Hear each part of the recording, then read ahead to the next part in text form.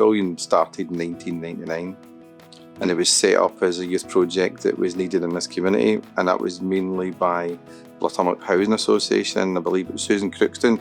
She developed it. It started, we had a youth group locally called the WWW, which was the What We Want group, and they used to have meetings, and one of the constant themes from that meeting was to try and get premises. The Housing Association was also involved in Easter House project at the time. They saw the football pavilion that was part of the Red Ash pitches in the early days, and they saw it sitting lying empty. And hence the reason this is called the Pavillion, because originally we were going to look at just doing up the football pavilion, but that wasn't particularly practical because it wasn't in very good condition. And gradually we became a bit more ambitious and started to look at a new build. First impressions, at that time there was a mural on the end of the wall that some will remember, the phoenix bird to match the sculpture at the end of the road. So obviously the idea was the club would provide new beginnings for the young people. So I quite liked the look of that. I quite liked the community focus of the place and the ethos and trying to give kids a place to spend time and keep them off the streets.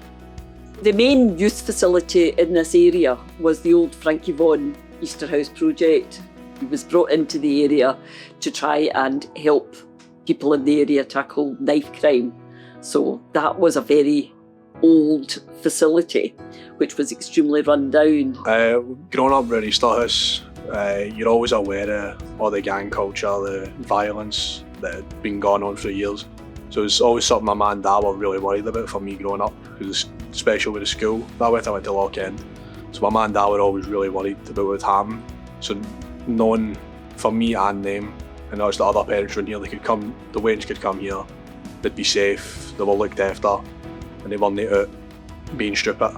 It was always a really important thing to the community, in my opinion. There wasn't a lot in it. There really wasn't a lot in it. We've got this cracking building and so much potential. And a car park and the grounds as well. Got sort of these old benches which were quite uncomfortable.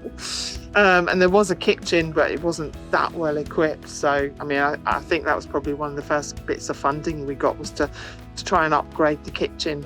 The people in the area deserved a lot more, and we were very, very conscious and aware of that.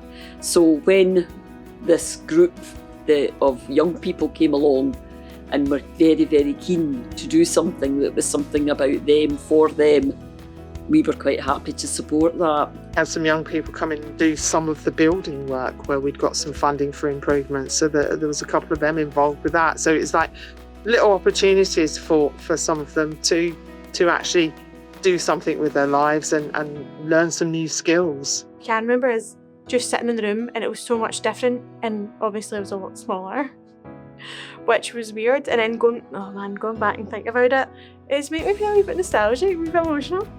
But this is just all the memories come flooding back when you're at a place, because I've not been here in years.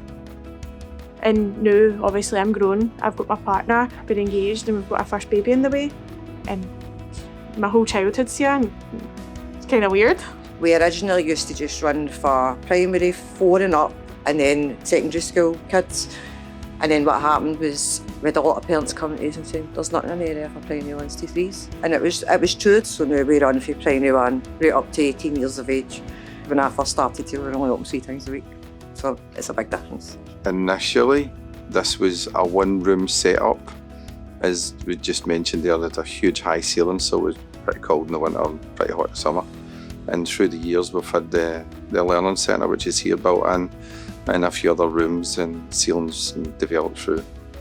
A lot of money's been spent on it, and hopefully more to come.